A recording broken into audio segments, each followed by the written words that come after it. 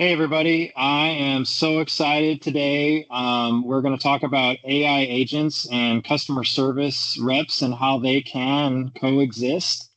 We have an amazing guest today, expert that's going to talk about different ways to approach this, implement it, different considerations. He has a background in various industries, so he's seen it across the board, cross-pollinated a lot of different projects. He's got a lot of experience, so I'm really excited to hear what he has to share today. Austin? Thanks, Corey. Again, my name is Austin Maxey, help lead our Salesforce practice here at Apex IT.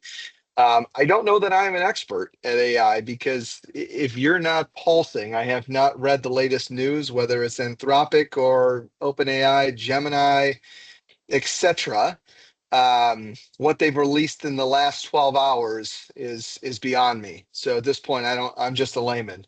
But I hope to depart some information on you all today on what we, Apex IT, are seeing in the marketplace when it comes to coexistence strategies in the customer service world. So the way that we want to approach this conversation is start by what are you guys seeing in the marketplace from a consumer expectation perspective and how they or how you as a consumer interact with agents today. And let me define agents before we get started. Agents has always been a term. It's for beyond 36 months ago, it was simply a human. Now we've introduced AI, right? So we'll interchange the terms, but I'll try to be very specific when we talk about human agents versus AI agents. Secondly, where is AI excelling today in the customer service realm? Where do humans excel today within these overall workflows? And then again, going back to our mantra, how do the two intersect? Humans and AI agents. What is the appropriate strategies? How do the two work together in concert? And then lastly, we'll leave you with some tips and tricks for some use cases inside a Salesforce that you can deploy.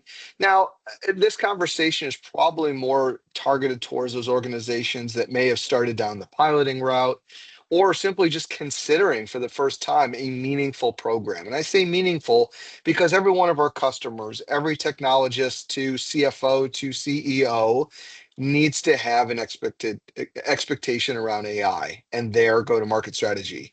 But I will tell you, the majority of our customers are still towing the line when it comes to truly meaningful, impactful, value-creating AI strategies. And it's because it's difficult. It's changing every day. So we'll give you some tips and tricks and really a path that you can start enabling AI. So first, and feel free to chat in, or Corey, if you see anything on the line, you can feel free to jump in. But we first want to talk about what are customers expecting from a customer service agent today, whether that be an agent or that be a human. Well, one is on-demand 24/7 support. This means omni-channel around the clock, right? I want to potentially send a text message or submit a ticket once the kids are down at night. But I'm expecting resolution that evening. I don't want to have to wait for an agent to come into the office, get to the workstation the next day. A good example of this is we saw a large a tier one telecommunications customer recent deploy if you're familiar with the FTC's click to cancel um, initiative. This means I, as a consumer, should be able to cancel a subscription without talking to anybody. Well, a large telco just rolled this out, actually ahead of the FTC's expectation. And lo and behold, consumers found out how to do this, no marketing involved, and they canceled. This is a good example where machine is not necessarily um, best served to manage churn. So this is an argument to be made within any organization, but AI making these decisions is very delicate. Secondly, the biggest mantra that we see is the process of resolution must be frictionless. So regardless of the channel or agent, handoffs must not be felt by the consumer. I don't want to have to rediscover exactly what I just told you.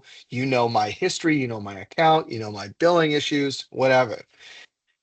We're expecting as a consumer that these handoffs between experts is frictionless. So another anecdote I recently had is just a consumer. I was dealing with my HVAC company, and they were coming out to look at my AC before the start of our Texas summer. Well, it turns out they deployed an agent to handle their customer service, and every time you call in, that agent is to help direct calls or answer your questions. It could be rescheduling. I was after a really simple use case of rescheduling an appointment or actually confirming an appointment. Unfortunately, somebody had marked down the wrong date. So I didn't necessarily want to confirm. I wanted to confirm an appointment, but for a different day. Ultimately, this confused the agent, and I was ended up in a loop. A good example where AI must understand when to escalate. That's another area when we think of frictionless, handoffs between AI agent, and human agent must be frictionless, and an understanding when to escalate is needed.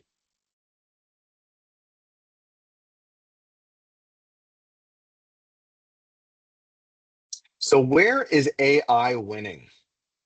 So, you can read the slides, but predictable, repeatable, and well-structured content are going to be the underpinnings for AI.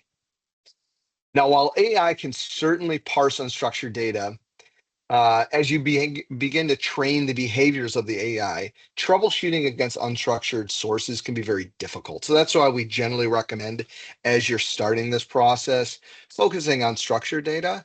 Um, and all that means it doesn't have to be table based, but you understand that a invoice is going to be structured in a certain way. A piece of knowledge is structured in a certain way, so you could troubleshoot if and when a hallucination may occur. So there's really three components to the AI strategy at Salesforce. Predictable AI. This has been around for many years. Think next best action, right? So you are taking existing behaviors, resolutions, actions to predict or recommend a next step on behalf of the AI or human agent. Nothing, nothing groundbreaking. It's been around for a long time. Salesforce is not unique and predictable. Conversational AI is detecting the intent of the issue at hand. So you're fetching documentation, maybe past orders, and maybe a knowledge base article, could be data on the case, but helping to support the response. And then also maybe some conversational back and forth, right? To understand what the intent is, right? The third tier is generative rather, AI. So generative is generating a grounded response based on the retrieved content. And that could be content from the conversational AI, or it could be a RAG. So retrieving a piece of content and generating a response.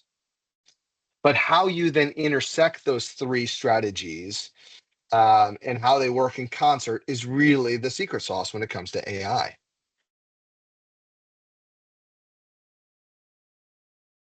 But when AI falls short, AI falls short today is the emotional quotient, EQ, right? So AI cannot read body language. AI cannot respond with empathy to tonal changes. Content switching, such as the use case you call in with a product issue, which has maybe resulted in a billing issue.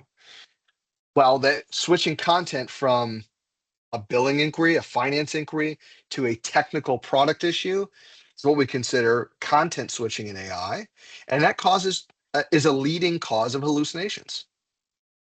Now, while humans may have formal processes to handle multiple department collaboration, as many of you have likely experienced with large enterprises, the process of handing tickets across an organization can be not only arduous, but it's a lengthy process. So I'm not saying that humans have solved this, but certainly when you think about a collaboration strategy, multi-organizational, multiple contexts can be difficult.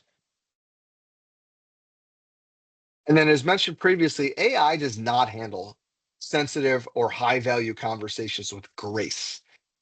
So when you think about de-escalating an issue, negotiating a churn customer, that can be very difficult for AI. So understanding when potentially if AI is handling a sensitive conversation like that, knowing when to engage a customer or when there is a slight indication of some type of um, disgruntled consumer is knowing when to engage a human.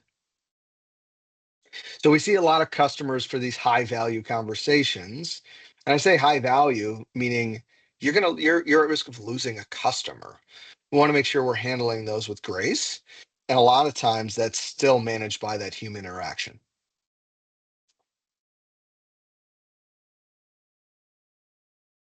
So what does this mean if we're to coexist machine and human when it comes to managing customer service? Well, start humans focused on those emotionally centered responses, as we just discussed.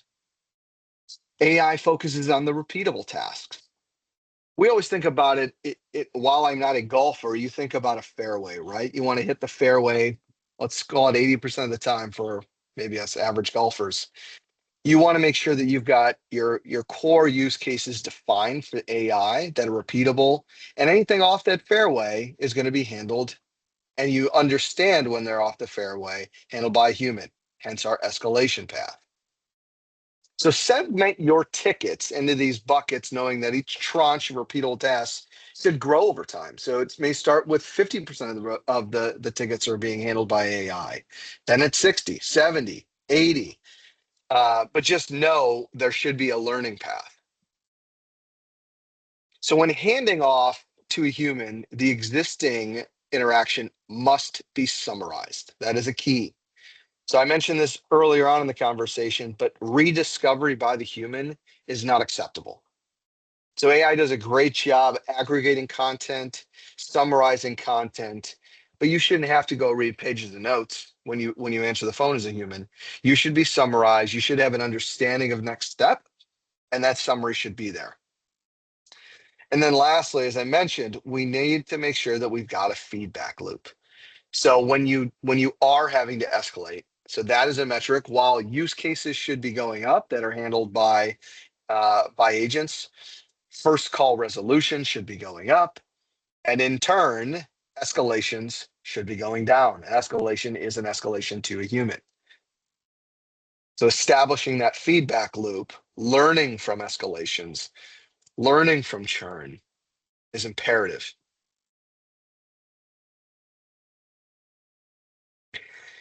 Here are a few items that we always recommend exploring when you start thinking about deploying your AI strategy. So first, you folks are probably familiar with omni-channel routing, and that's really the ability for machine to human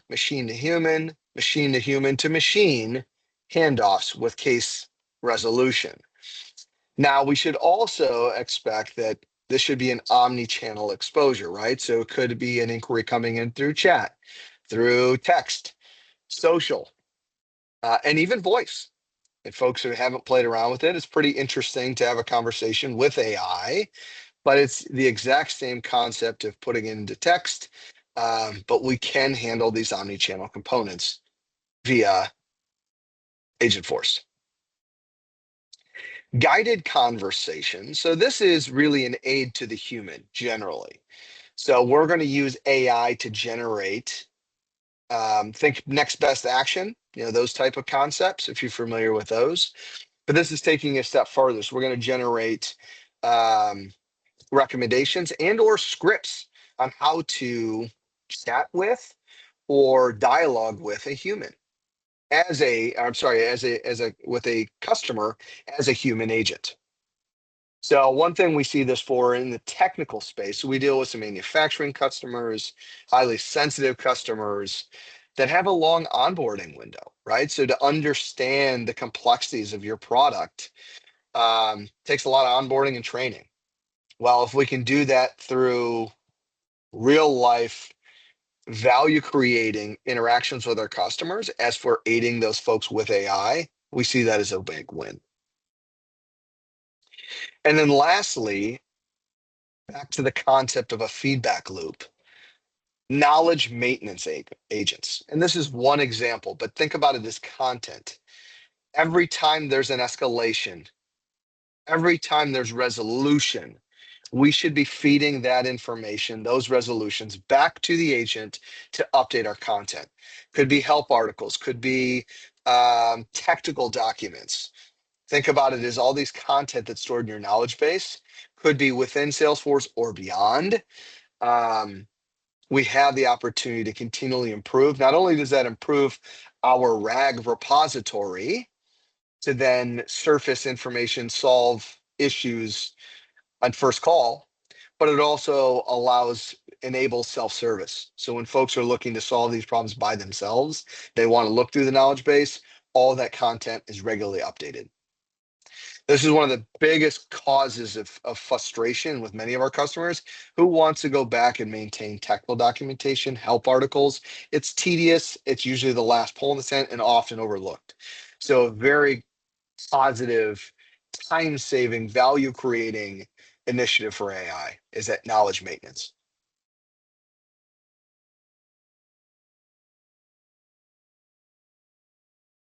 Are there any questions on the phone or any questions from our chat? Thank you, Austin. Yeah, I mean, there are some questions here like when should the agent escalate to a human? Like, what kind of criteria should you be looking for? Is it, just like when something is outside of a knowledge scope? Is it where a certain sentiment is identified? What should they be looking for? Criteria to escalate. One of the biggest things that we look for, if there are why we say focus on structured content. Generally, that means it's a well understood issue. We understand how to solve it.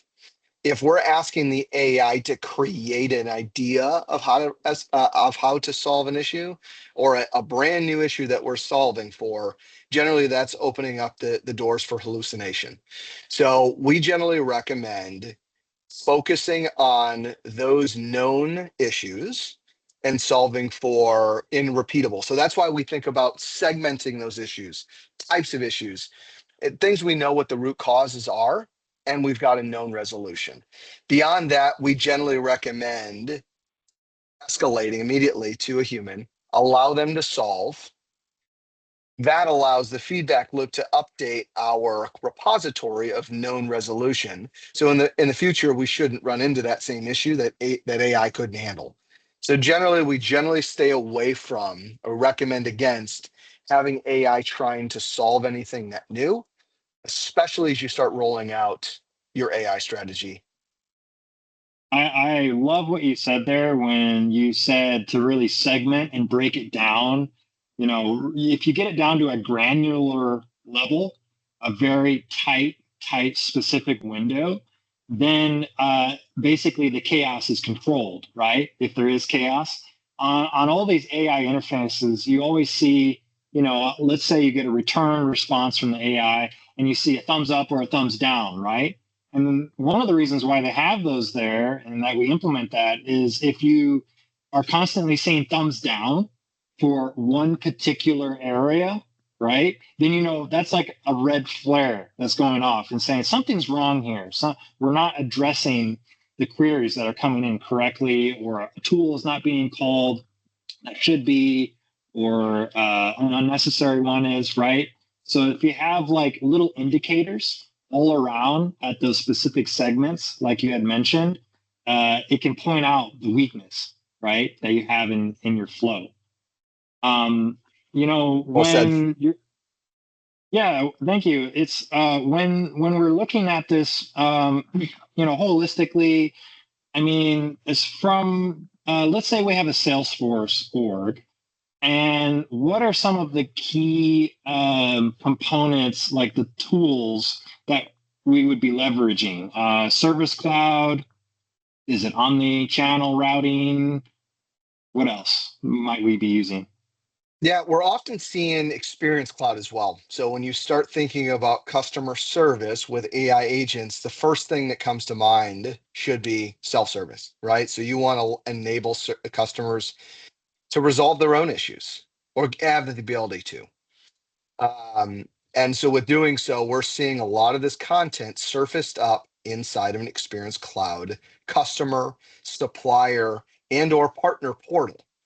So what that means is you're able to leverage that same knowledge base, that same Service Cloud ticketing workflow, and any other repositories that you may be opening up your AgentForce agents, outside of your Salesforce environment. That's certainly feasible as well. But really, I think to answer your question, is Experience Cloud is the first thing that comes to mind because self-service is imperative when you start thinking about unlocking Agent Force in customer service. Yeah, I mean, that is a powerful tool, and you can have it towards just partners, right? Or specific users that you log into, or you can make it more public facing if you need that. There's also, lots of you hear the term headless agents being thrown around a lot. And a lot of times that's referring to something that's not even facing an end user, right? It's just in the background where you're trying to make a decision on which tool you want to call for a specific process, right? So it's always kind of like a back end process. That's what people refer to when they say the headless agents. But some of the other ones that might come to mind that could complement Agent Force specifically would be like Einstein article recommendations, right? It's Yep. not Agent Force specifically, but it could really just go hand in hand, right? Like what you were talking about on that portal, when an agent is trying to recommend something. Oh, there's a recommendation right there. Great, let's use that. Um, one thing I think about when we're trying to implement something like this is also what is a good approach? Because sometimes when you're doing an implementation, it's kind of like looking in the mirror. You're realizing your data might not be as clean as you think it is. Your formal process documentation might be a little outdated. What's a good approach to really, start with crawling and then walking? Yep. And that's kind of where I started here. So where do I start? Right. So if you think you're going to go out there and all of a sudden you've got 80% of your cases resolved by agents, you too are hallucinating. Um, because keep in mind, your customer's behavior is going to be different with every vertical, with every segment that you're within. You're also going to face generally some resistance from your own internal staff, right? So that's why we always say training starts with both your human agents and your customers. So yes, you need to start with certain use cases. So audit your process, audit it end to end, understand where the efficiencies and the inefficiencies lie, but also understand the sentiment of your customer throughout that life cycle. Focus on those impressions where the customer sentiment's low. That's where you're going to see the greatest adoption. Because generally that also reflects your internal staff of having, whether it may be an arduous process, there may be a handoff that's inefficient to them. If you can improve that, not only are you going to improve the lives of your customer, but your internal staff. And pick one, pick two, don't pick three, don't pick four. Start small. So grow into this process. Again, the biggest value add you can build out with this is that feedback loop. So one becomes two, two becomes four, four becomes 20. You will see an exponential growth, an exponential value amount of value unlocked if you start small. And Get then that also, snowball going. Yeah, I love it. it's exactly right, but also important and often overlooked is the measurement tool, right? So I talked about this earlier, making sure that your first call resolution numbers are going up, making sure your escalation rates are going down. If they're not, then clearly the strategy needs to be modified. So make sure not only do you have the mechanics in place, but you've got a strong analytics component to measure your results. Those are some good call outs. I am thinking about maybe what are some red flags that people should keep in mind as well. One of them that comes to mind for me, an example, is just having data that's available to move in and out. For example, if you have an AI transcript tool, but there's no way to get a secure API or MCP, export of those transcripts to your primary environment, tool is almost useless, right? Because you can't connect them in a compliant way. So what kind of questions should people be asking themselves? Like, you know, are your chat and emails getting consistent answers today? How fast? I mean, what should we be asking? Consistency and tooling. That's a great question because you will find out that there's probably you basically look at ages, but I would be shocked to say 60 to 80% of our customer service agents, humans that we interact with through our customers, are already using AI in some capacity, right? Generally, that's not within the Salesforce environment. They're going to asking questions on the behalf of themselves, right? They're trying to get quick answers, but that's in a public forum. So they're not training on the same content. So which ultimately leaves you to the point of, as you just mentioned, we have inconsistent responses, right? So customer service agent one versus two is going to have a different inconsistent response to the customer.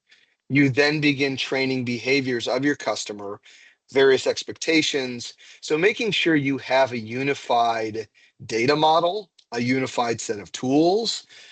And the way that you find out is you need to ask your team because I guarantee they're already reaching outside of the ecosystem because it's available to them. It's hard to avoid these technologies, and they make our lives simpler. Yeah. Well, Austin, this has been a great conversation. Thank you so much for bringing your expertise, your perspective, and really looking forward to hearing more content that's coming our way. We've got another webinar next month, details to follow. But Austin, thank you so much. Thank you all. It was a pleasure getting to speak to you, and I hope to interact. Feel free to reach out to me. Here's my contact information. All right. Have a good one.